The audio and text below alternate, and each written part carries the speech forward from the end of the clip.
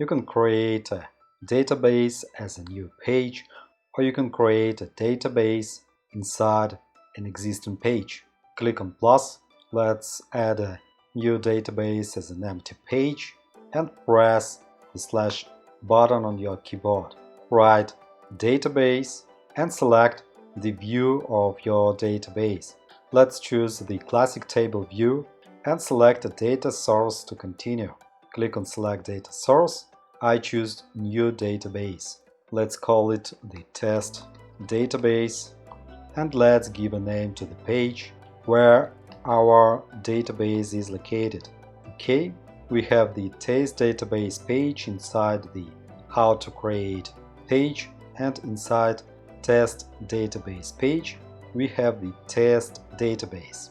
Let's click on it and here our new test database. Let's get rid of the extra page. To do this, hold the database name and move it up. Okay, and you will see the new database inside this page.